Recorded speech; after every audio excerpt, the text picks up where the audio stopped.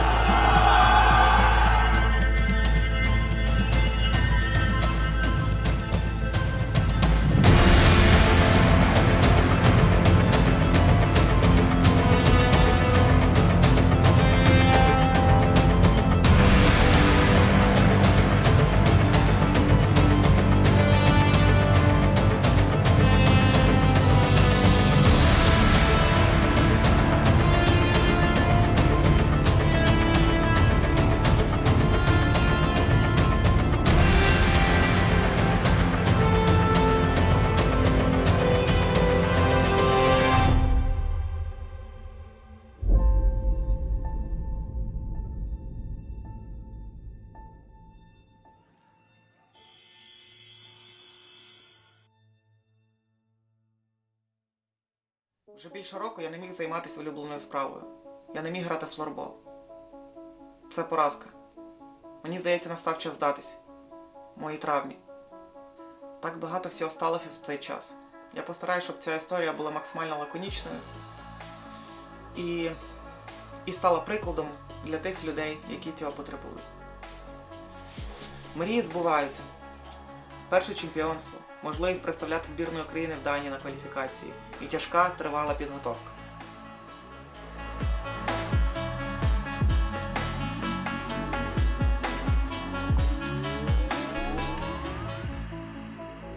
Перший матч проти шведів. Пощастило, ні?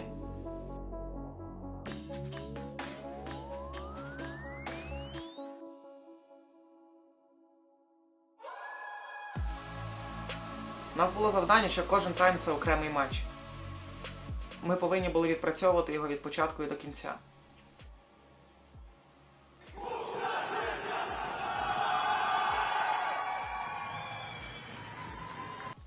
Перший тайм – 0-7. Другий – 0-5. Ми чудово тримаємось. Навіть самі шведи спочатку не зрозуміли, що сталося.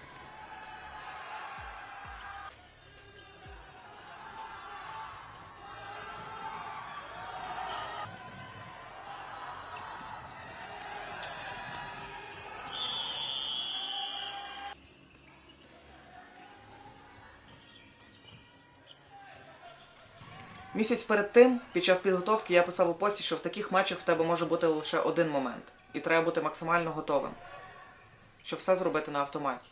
Такий шанс в мене був, і я згадую його досі. І не можу повірити, що це сталося насправді. Це був ніби сон.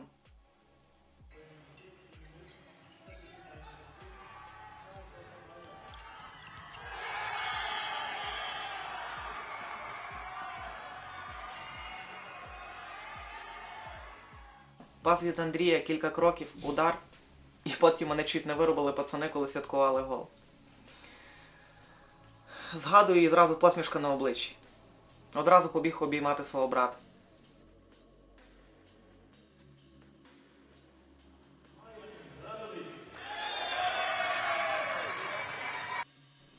Ми провалили третій період. Нам не вистачило досвіду і концентрації. Така велика поразка, але ще більший крок в розвитку українського флорболу.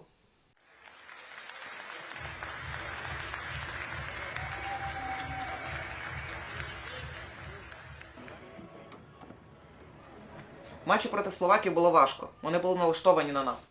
Багато боротьби і важкий старт. Ми горіли.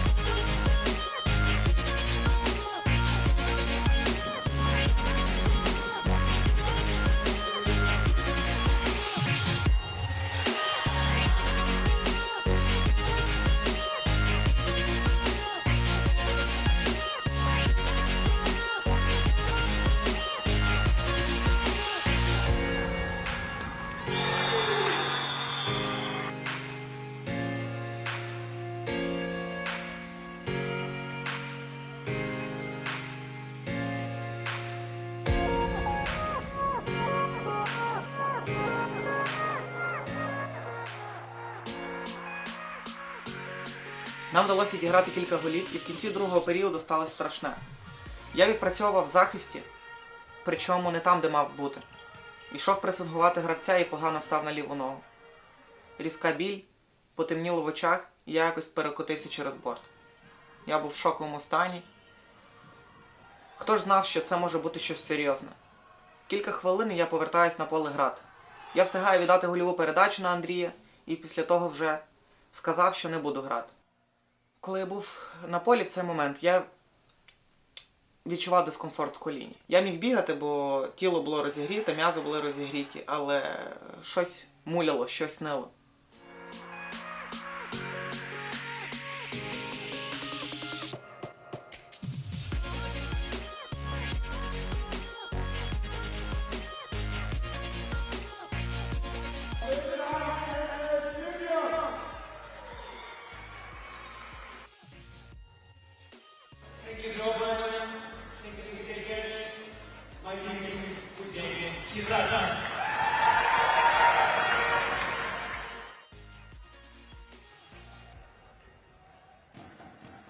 Мазь, укол та ніч відновлення. Я сподівався, що все буде як завжди. Нічого серйозного, я буду грати. Вже в першому періоді моя нога просто підверталась. Таке враження, що коліно не тримається.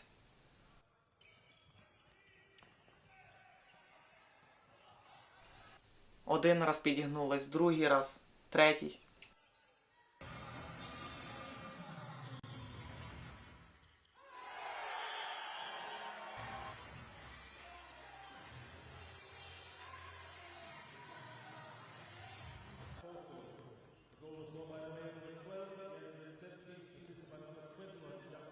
І в кінці першого періоду я йду пресувати гравця.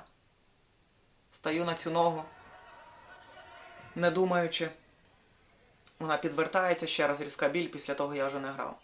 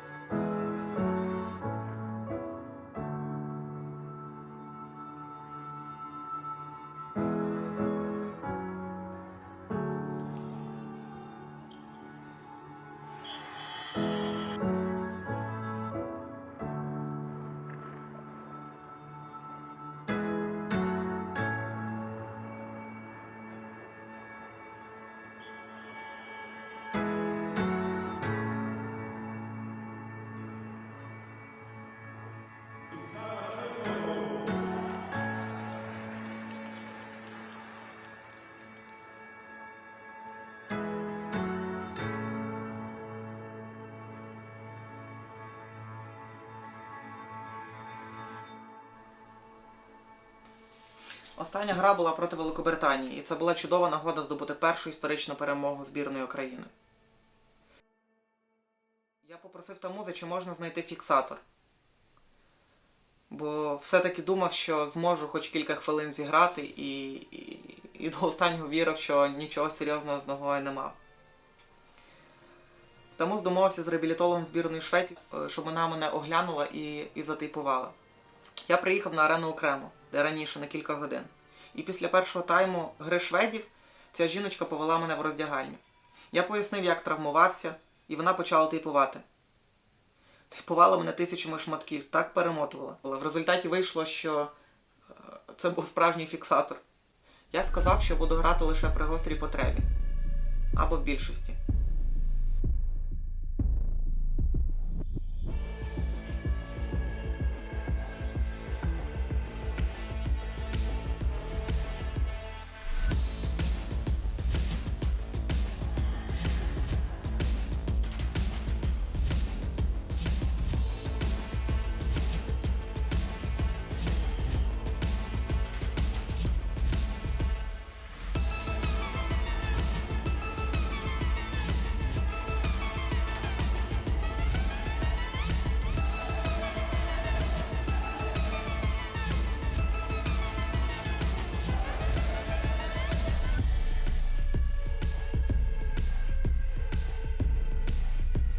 І все-таки мені вдалося вийти на поле в кінці гри.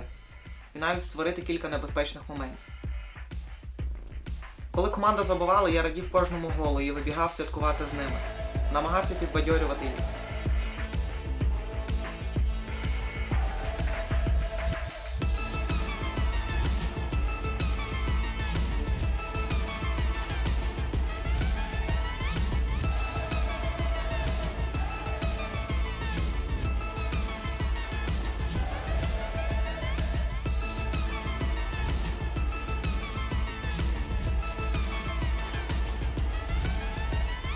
Мій брат вколотив 8-й гол і зафіксував нашу перемогу.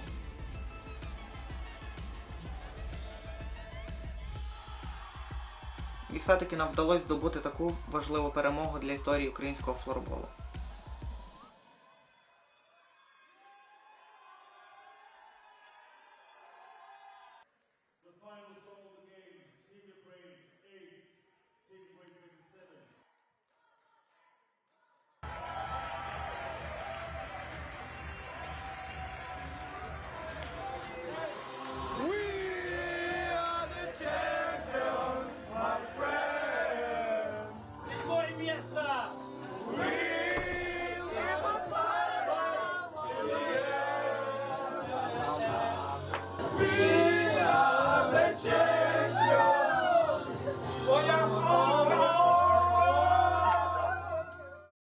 Дорога назад була важкою, бо ми 2 доби в автобусі.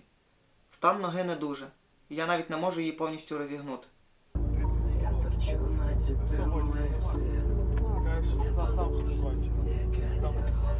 В кінці матчу проти словенців на початку 3-го тайму я отримав травму коліна. Щойно переглядав цей момент, трохи складно було їхати, я не грав останні 2 матчі. І насправді я трохи переживаю за ногу і хотів попасти до хорошого спеціаліста, щоб її оглянули, можливо, зробили МРТ, рентген, не знаю, що там потрібно. Тоді, коли повернувся, я думав, що місяць-півтора максимум відновлення я зможу грати на заключному турі чемпіонату України. Я дивився на це МРТ, і мої очі не дуже раділи. Стан був поганий, мені було важко ходити ці перші тижні, коли я приїхав, моя нога повністю не розгиналася. Я відчував постійний дискомфорт. Але щось змушувало мене вірити до останнього, що все-таки це якась звичайна травма. І я зможу швидко відновитися, як це було тисячі разів до того.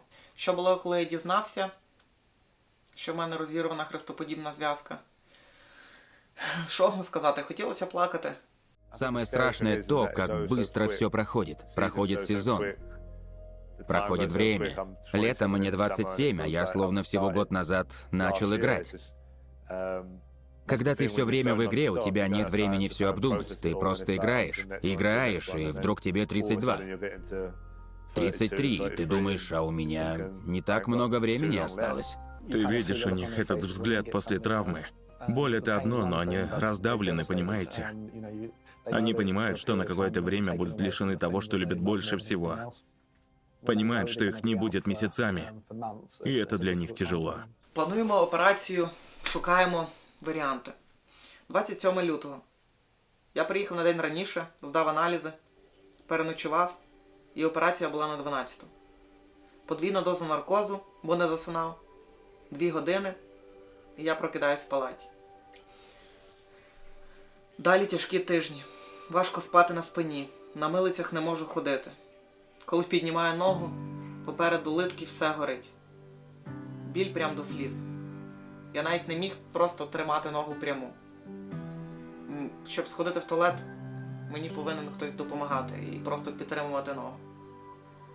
І зараз вже 83-й день, майже 3 місяці після того, як зробили операцію. І разом з тим почався карантин.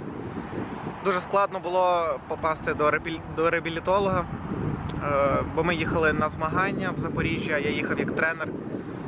І з навчанням не вийшло, я так і до нього не попав, і після карантину не був. Лише консультувався по вайберу, переписувались, радили, що як, писав хірургу, який мене оперував, і пробував сам займатися реабілітацією. З перших днів ти намагаєшся тримати ногу постійно розігнутою. І ортез це забезпечує. Ти підставляєш подушку під п'ятку і нога постійно розгинається. Але в мене одразу не було повного розгинання. Хоча я з перших днів її правильно тримав, також ставив вагу, щоб повністю її розігнути. Я постійно робив вправи і постійно прикладав лід. Ну от, я місяць перед тим не міг повністю розігнути ногу перед операцією, і після операції не міг. Передня хрестоподібна зв'язка. Що це взагалі за зв'язка? Ця зв'язка забезпечує стабільність нашого коліна. Вона не дає литці нашій рухатись вперед і назад, а найголовніше, не дає коліну ротуватись. Відповідно, коли вона рветься, то коліно стає нестабільним. При повному розриві вона вже ніколи не відновиться самостійно. Тому для повернення в спорт без цього не обійтись. Тут можете побачити кілька кадрів з операції, ви і так нічого не зрозумієте, але це чистить стару зв'язку.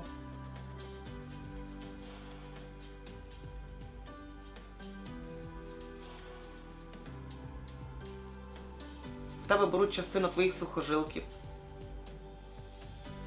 і з них роблять трансплантат.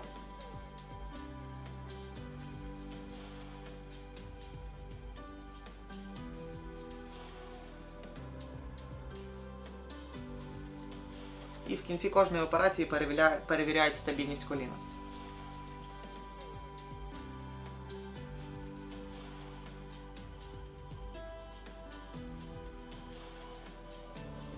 Хоча я постійно працював, робив вправи, розтягувався, повного розгинання мені так і не вдалося досягнути на 7-му, на 8-му місяці. І мій реабілітолог не мав пояснення, в чому проблема. Я не міг сказати, але через те, що я не повністю розгинав ногу, в мене була слабкість певна. Я не міг повністю стиснути свій квадріцепс. Відповідно, коли я стояв на цій нозі, то теж відчував щось не то в коліні. І було складно відновити м'яз. Те саме сталося і з згинанням.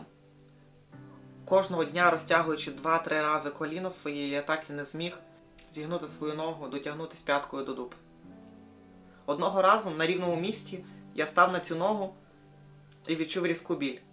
Нога трохи поболіла і перестала. Після того один з тестів став позитивний. Це такий тест, коли ти підставляєш руку під гомілку, тиснеш на стегно і п'ятка має відриватися. Моя п'ятка мертво лежала на землі. Травматологи, до яких я ще ходив, реабілітологи, вони не могли сказати, у чому проблема. Вони оглядали і казали, що цей люфт великий. Один сказав, в мене є сумнів, що та зв'язка ще там взагалі є. Отримавши МРТ, у висновку було написано пошкодження трансплантату, знак питання. Тобто зв'язка, вона ніби прикріплена, але коліно ходить. Більшість рекомендацій була повторна ревізійна пластика. Отримавши це МРТ, я скинув його своєму хірургу. Я сказав, що я приїду, щоб ти мене оглянув. Він написав, що все добре, трансплантант ще загоюється. Я приїхав до нього, він протестував мій люфт, він сказав, що це допустимо для спорту, закачуй ногу і можеш повертатись. 1,5-2 місяці і ти можеш повернутися. Це все нормально. Повернувшись до Львова, я зразу поїхав до свого реабілітолога.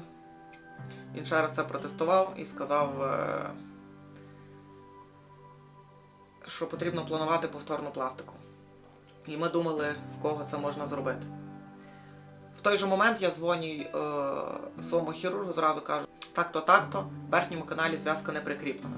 Він починає мені розповідати, не може такого бути, ми за такою методикою це робимо, бла-бла-бла. Я кажу, почекай, зараз дам трубку своєму реабілітологу, ти можеш йому це розповісти? Він каже, я не збираюсь нічого нікому пояснювати, я свою роботу зробив, зв'язка має триматися. Я кажу, зв'язка ходить, тест показує позитивний результат. П'ятка не відривається. Він такий, ага, добре. Після того я зрозумів, щось не так. Попросив скинути відео операції, щоб подивитись, що і як. Також потім Ліза попросила, і він їй не хотів скидати відео. Це викликало підозри. Бо якщо ти свою роботу зробив чітко, в тебе немає ніяких сумнівів, ти будеш її захищати. Мені хотілося пояснення, чому так сталося, в чому можуть бути причини. Я був у відчаю, мені деякі казали, що варто закінчувати спортивну кар'єру. Я розумів, що це я ще на 9 місяців випадаю, це ще купа грошей на реабілітацію, на відновлення. Це було просто страшний стан. Був записаний на консультацію до хірурга, вночі повертався від хлопців, записав такий нічний монолог. Сьогодні в нас було тренування, після нього я пішов до них, ми багато спілкувалися, сиділи. Зараз 2 ночі, вертаюсь додому пішки, ще майже дійшов. І за ці майже вже 8 місяців після операції сталося дуже багато. Я чув багато думок від того, що мені слід завершити спортивну кар'єру, і до тих, що просто закачай ногу. Завтра йду до хірурга, який мені вже в кінцевому результаті скаже, яка ситуація з ногою. І я нарешті вже зможу зрозуміти, які мої подальші кроки. До останнього теж надіявся, що можна буде її якось закріпити і що відновлення буде коротше. Сидів я на огляді в нашого львівського хірурга, він переглянув всю операцію, довго дивився МРТ.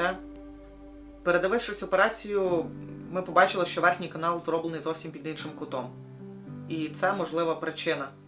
Можливо, причина була в імпічменті. Це виглядає так. Наша гомілка, наше стегно, щось, чи якась частинка старої зв'язки, чи щось незрозуміле застряє в коліні, і скорше за все цей імпічмент не давав мені розігнути. Чи мені його не підчистили, коли робили цю операцію, чи це частина старої зв'язки застрягла і я її постійно втрамбовував. Ну дивися. Варіант того, що зв'язка не вростається, такий варіант теж є. Типу, що трансплантат просто не зростається. Якби я мав відповідь, що в тебе вона не зрослася в стегні, ну типа я б тобі її дав. А так, я не дуже вважаю, що там щось питання іменно в каналі, що він пішов дозад. Дивіться, може бути, що може бути? Єдиний варіант може бути ще в цьому батоні штука. Якщо є, там він самозатяг, тобто витягнуть дві ниточки, одна друга, і вона затягує трансплантатом на відео, видно, що він засувається всередину в канал. Є варіанти, коли ця кнопка, ці нитки просто попускаються. Типа вони як, ти їх зажав, і все, назад трансплантат вже не йде. Да? Нитки ці просто зрізаються. Ну, в літературі є описані випадки, ну їх немало, коли ці нитки протягом якогось терміну часу, вони як біодеградуючі йдуть, вони розслабляються. І трансплантат в стегновому каналі розслабляється. Я не впевнений, що це в гомілковому це неможливо, тому що там стоїть відно. Але в стегновому таке може бути. Але проконтролювати це тобі ніхто не проконтролює. Це неможливо. Весь світ ставить батон і від. Розумієш? І всі ставлять оцей астрекс, тайтроп чи смітнефі ендобатон. Всі ставлять їх. Така штука є, що воно може ходити. Але але це рідкість, це не як правило. Якби було як правило, то б ніхто їх не ставив. Я би не придумав цієї системи, щоб вона затягувалася. Всі би ставили, як колись ставили вінти. Те все. Ви все самі чули, я навіть не знаю, що говорити. І не хочеться звинувачувати його, бо зараз складно сказати, чи це помилка лікарська, чи це просто мені не пощастило, що зв'язка не виростала. Якщо порівняти моє МРТ і Лізи, то таке враження, ніби робили два різних хірурга. Зовсім різні канали. Так, для порівняння.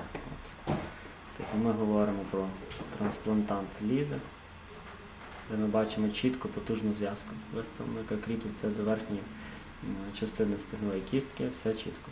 І тунель великогнилкової кістки. І твій варіант, коли практично непомітно кріплення до верхньої частини, тунель кістковий на нижнє кріплення передньої схрещеної зв'язки. І зв'язка в принципі не візуалізується.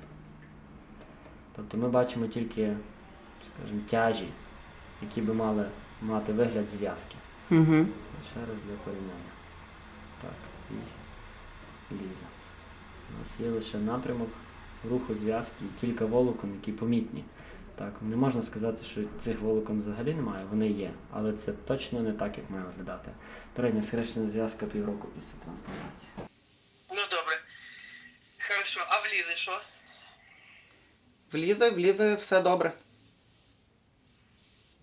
То так не буває, що тобі я зробив зле, а Лізі зробив зашибісь. 40 тисяч полетіло далеко. І це не враховуючи реабілітації, обстеження і медикаментів. Як тепер це розгрібати? Чи можна просто зафіксувати трансплантант в каналі і почистити імпічмент? Чи сама зв'язка вже розволокнилась і треба все заново робити? Що робити з верхнім каналом? Ніхто не міг відповісти, і для цього треба було залізти знов всередину. Я це все дізнався, коли прокинувся після операції, що зробили одним етапом. 4 години і в мене є відео цієї операції. Коли тобі фіксують трансплантант, часто залишають частинку твоєї зв'язки, яка висить, щоб вона приросла до трансплантанту і він краще переживився. Так роблять. Так зробили мені в перший раз. Але частина цієї зв'язки, вона якось погано впала, можливо, застряла, спровокувала імпічмент, я постійно розгинав ногу, я постійно її притискав до кістки, і на відео другої операції видно, що частина зв'язки просто вросла кістку і її треба було щищати. Також, коли пінцетом пробували цей трансплантат, він був прикріплений, але він ходив вліво-вправо. Я важко відходив від наркозу, є трохи смішні відео, смішно себе ввів, але операція була 4 години і мені ще додатково давали. І мене просто капець як трусило. Мені було холодно, мене там було 30 градусів, кондиціонер включили, мене накрили одіялами. Всі мої сидять, їм жарко, вони роздягаються, а мене трусить просто. Аж м'язи боліли, була кріпатура через те, що мене так трусило, я так відходив. Дуже смачно. І я радий, що все зробили одним етапом. То що ти розкажеш завтра? Це дуже приємно. Завтра розкажеш, що робив? Я навіть не встиг зняти палату, що і як роблю, тому що дуже багато всякої писанини було. Приходив анестезіолог, приходив мій хірург, говорив ото все, потім швидко заповнив і зразу вийшло. Отож, починаємо з апаратів таких, досить непогані. Ціна не розголошується. Так. То що ті апарати роблять, ти ж розказуй. Тут апарати міряють пульс, Тиск. Сатурацію. сатурацію. Сатурацію? Сатурацію? Сатурацію. Сатурацію міряють. Так, тут у нас кондиціонер, який нагріває дуже класно кімнату, ми сьогодні це відчули. Хотіли. Ну, нормально, я привик. Дякую Оліній мамі за прекрасні блінчики з рибкою. Просто. Ніч пройшла нормально, у мене нога вся затерпша була. Мені знеболення дали місцеве на ногу. Тому вночі вона мене не турбувала, я ще на ніч таблетку якусь для знеболення випив. Зараз був на перев'язці. Забрали грушку, помпу, яка викачує кров з коліна, витиснули все зайве, заліпили рани і теж зразу працювали над розгинанням. Вручну тиснули на коліно і піднімали ногу. І зараз якраз працюємо над розтягом. Щойно був лікар, трохи надавлював, ось зверху лід, валик, щоб півгодини я маю в такому положенні сидіти, щоб розтяг відбувався. Після того буду робити зразу вправи. Мені дали 5 основних вправ. Буду працювати вже з м'язами. Інша нога, з якої мені брали сухожилля, теж з задньої поверхні семстрінгу, вона, я на неї можу наступати, вона, кілька тижнів може бути дискомфорт, але вона пройде. І нема такого, що в мене болить і горить нога в місці там забору того сухожилка, бо на лівій в мене горіло перші тижні, я взагалі не міг навіть її просто відірвати від землі, коли на милицях був. Можливо, через те, що мені якийсь нервовий корінець порушили. Це найжахливіший момент, що був за ці 24 години, коли я відходив від тої анестезії, бо просто трухануло, що аж спина боліла від того, що ти трусишся і напружуєшся. Але зараз, слава Богу, все добре. Дякую за підтримку, дуже багато людей пишуть. Допомагають також фінансами, я дуже ціную вашу допомогу і без вас, напевно, би і не зміг повернутися. А зараз продовжую працювати, продовжую відновлення, буду тримати вас в курсі і записувати наступні відео. Друга операція обійшлась мені близько 50 тисяч гривень. І чесно, я від щирого серця хотів би подякувати всім, хто допоміг мені зібрати кошти і на першу, і на другу операцію. Бо без вас це було дуже складно і неможливо. Тепер на мене чекав ще довший і важчий шлях до відновлення. Тому що ті 7-8 місяців були важкі, а тепер мене чекало те саме, але це було в 2 рази тяжче через те, що ти розумієш, що загальний термін він зріс. Якщо порівняти відчуття після першої і другої операції, то я взагалі забув, що таке біль. Це було майже без болю і дискомфорту. Лише треба було постійно розгинати ногу, щоб втягнулась капсула. Все-таки 7 місяців я не міг повністю розігнути ногу, і зараз мені треба було її розігнути. Вже в перші години після операції кожного дня мені ставили вагу і мені давили на ногу. І це саме я проробляв активно перші тижні, коли повернувся додому. І зараз я ще продовжую боротися з тим, щоб це розгинання дійшло до кінця. Я відчуваю, що там ще щось чурхається, що треба постійно над ним працювати. Насправді відновлення після цієї другої операції йшло набагато швидше і краще через те, що була пророблена колосальна робота. Я працював в залі, я бігав, незалежно від того, який в мене був стан коліна. І навіть перед другою операцією, за день до того я був на тренуванні. Відповідно, м'язи набрати дуже тяжко. Через те, що вони були в тонусі, я їх мало втратив і мені було легше відновитись після цього.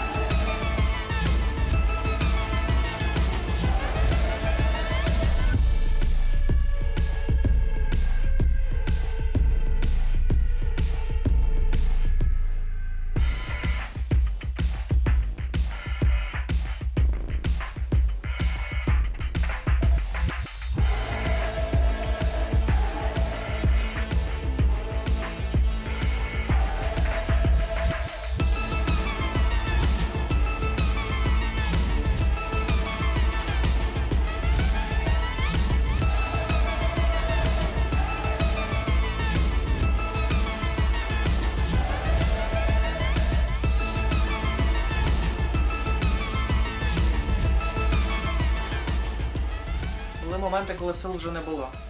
Були моменти, коли я хотів відмовитись від своєї мрії. Розумів, що нікому ти не потрібен. Всі думають за себе в першу чергу.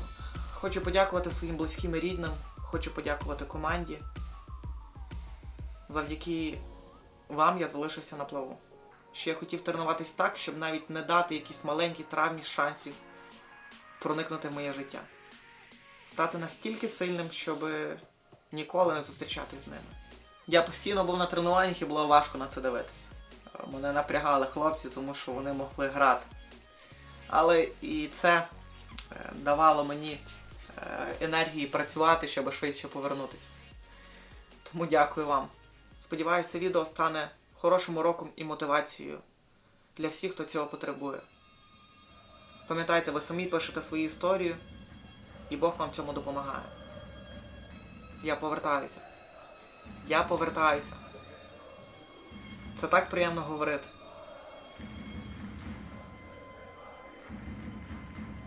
Я повертаюся.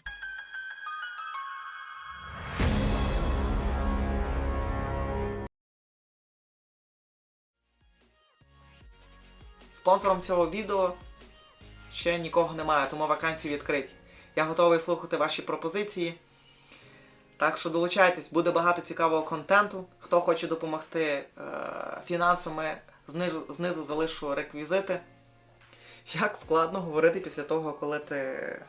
Не знаю, скільки вже, більше року пройшло, як я останнє відео своє записував. Підписка, лайк. До зустрічі.